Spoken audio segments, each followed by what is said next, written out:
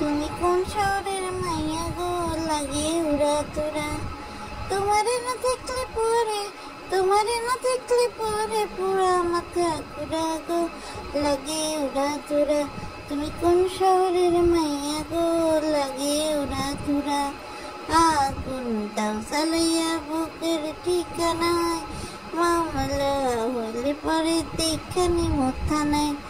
রইলে তোমার সাথে মন লাগে ফুরফুরা, সখী তোমার লাইকা পাগল জুয়ান থেকে বুড়া। সখা গো প্রেমে মরে দিও না ধরা, মরে দিলে তোমার মন হইয়া যাবে কুড়া কুড়া।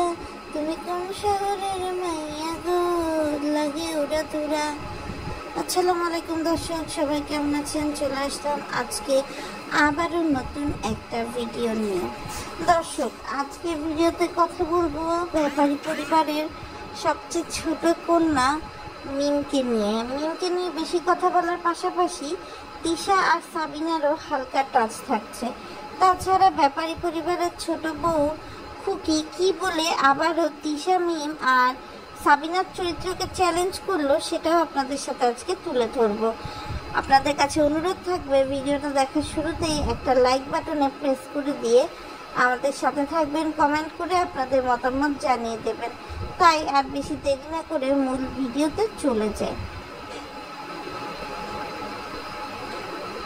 দর্শক, খুকি কিন্তু কোনো অংশেই কম যায় না। হতে পারে খুকি গায়ের মেয়ে, হতে পারে খুকি এখনো পর্যন্ত তিশা, সাবিনা, মিমের মতো মডার্ন হতে পারেনি, কিন্তু খুকির মাথায় শয়তানি বুদ্ধি কিন্তু কিলবিল করে, যেটার প্রমাণ আমরা অতীতেও পেয়েছি।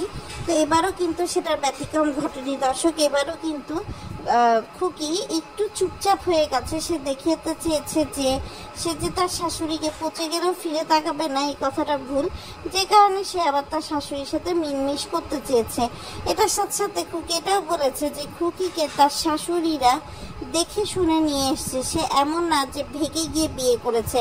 ঠিক এই লাইনটাতে দর্শক, ভেগে গিয়ে বিয়ে করার রেফারেন্সে তিশার সাথে হাসিমা কান্দ, সাবিনার সাথে কিবরিয়া এবং মিমের সাথে সানির বিষয়টা তুলে আসছে। যে দর্শক দেখেন, যখন বাপ্পির সাথে তিশা, আরিফের সাথে সাবিনা এবং বাবুর সাথে মিমের বিয়ে হয়, এক প্রকার কিন্তু ভাগিয়ে নিয়ে পরিবারের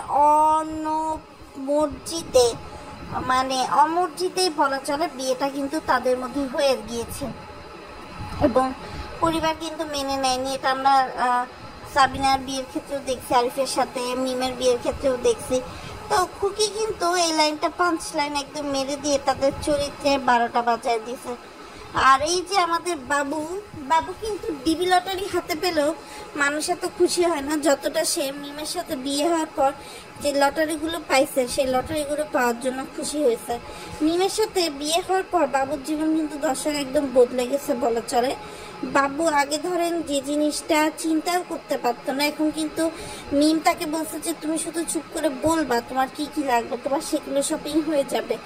এরপরে একদিন বাবুর বড় ভাই যখন তাদের বাড়ি দাওয়াত খেতে আসলো, বাবুর বড় ভাই জিজ্ঞেস করতেছিল, বাবুর বড় বোন শারমিন, যে সবাই শাশুড়ির একটা করে বদনাম বলো, সুনাম বলো। তো সেখানে মিম বলে আমি তো আমার শাশুড়ি ভাতই খাইতে পারলাম না।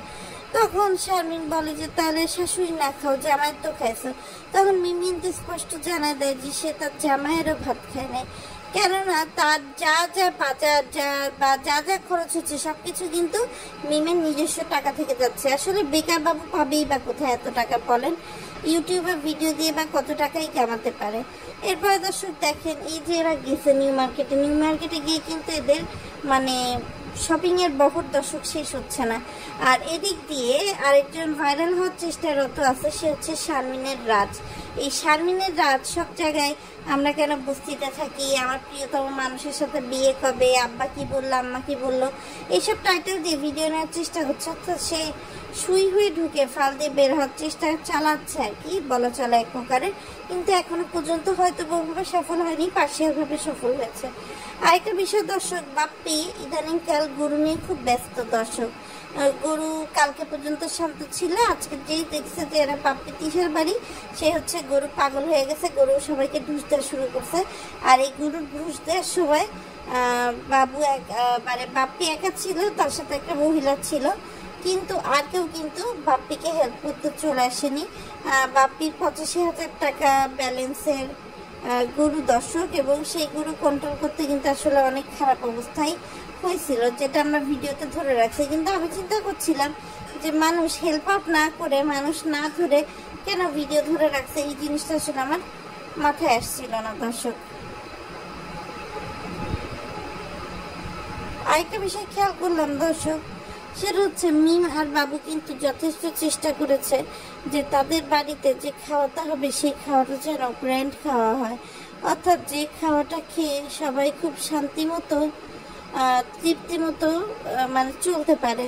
তো এই জন্য বাবুর বাড়িতে কিন্তু মিম আসলে আর আসেনি, আবদিয়াকে পাঠায় দেয়। যখন তার আর বাবুর কোয়ালিটি টাইম স্পেন্ড করতে হয় তখন সে কিন্তু শুধু আবদিয়াকেই পাঠায় দেয় আর কি। আর এদিক দিয়ে তিশা যখন ঢাকা শহরে আসলো, ঢাকা শহরে এসে তিশা যখন দেখলো ঢাকা শহরে এসে সে সুইমিং করছে, কিন্তু সে তো তানজিলাকে নেয় নাই বা তার ছেলে তানকে নেয় নাই, কিন্তু তার তো আবার ভিউ দরকার। বাবার বাপ্পির সাথে নেমেও হুব্বা জুব্বা খিমার করে সে হচ্ছে তেমন সুবিধা করতে পারেনি। এই জন্য সে কিন্তু আজকে চলে গেছে পাকশি সুইমিং পুলে, এবং সেখানে গিয়ে সে তার মেয়ে, বড় মেয়ে, ছোট মেয়ে, ছেলে এবং নিজে কিন্তু আপনার সুইমিং করে বেড়াচ্ছে। ইভেনচুয়ালি ওখানে কিন্তু আরো কিছু মহিলারা গেছে, তারা গিয়ে নাচানাচি করছে। মানে আমি বুঝলাম না হঠাৎ করে পাকসি রিসোর্টে কেন তানজিলাকে নিয়ে যেতে হলো তিশাকে আসলে তানজিলাকে আবারও বিপথে ঠেলে দিতে চাচ্ছে কিনা যে আবার রিসোর্টে নিয়ে গেল, এটা কিন্তু আসলে একটা কোটি টাকার প্রশ্ন দর্শক। কেননা যেখানে সাকিব যায়নি, বাপ্পি যায়নি, মেয়ে মানুষ গিয়ে আসলে কি উদ্ধার করতে চাইলো, তো আবার একটা নির্জন রিসোর্টে, এটা কিন্তু দর্শক একটা দেখার মতো বিষয়। তো এই বিষয়ে বিস্তারিত আবার আপনাদেরকে পরবর্তীতে দেয়া হবে। আজকে যতটুকু মনে হলো গুরুত্বপূর্ণ আপনাদের সাথে শেয়ার করা, ঠিক ততটুকুই কিন্তু দর্শক শেয়ার করে দিলাম। তো আরেকটা বিষয় দর্শক না বললেই না, সেটা হচ্ছে সাবিনাকে নাকি সাবিনার মা ঈদের আগে জিনিস পাঠাইছে। এই টাইটেল দেখে আমি ভাবলাম দেখি তো কি পাঠাইছে। পরে দর্শক দেখলাম যা পাঠাইছে এটা না পাঠালেও হতো, এরকম একটা জিনিস দর্শক পাঠাই দিছে।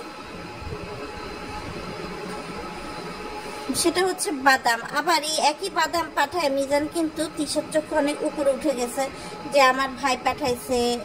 আবার ফুকে অনেক বড় গলায় বলছে যে তানজিলা বড় ভাগ্নি, তানজিলার বাড়ি আমরা যেতে পারি না, অনেক দূরে বিয়ে হয়েছে, হয়তো বা ভবিষ্যতে যাব, তো মামা হিসাবে মিজান তাকে বাদাম দিয়ে একদম উদ্ধার করে দিছে, এইসব আর কি দর্শক। তো যাই হোক দর্শক, আজকে ভিডিওটা এই পর্যন্ত। যদি আপনাদের ভালো লেগে থাকে তাহলে অবশ্যই লাইক, কমেন্ট, শেয়ার করে পাশে থাকবেন, বেশি বেশি করে আমাদের চ্যানেলটা সাবস্ক্রাইব করে দেবেন। আল্লাহ হাফেজ।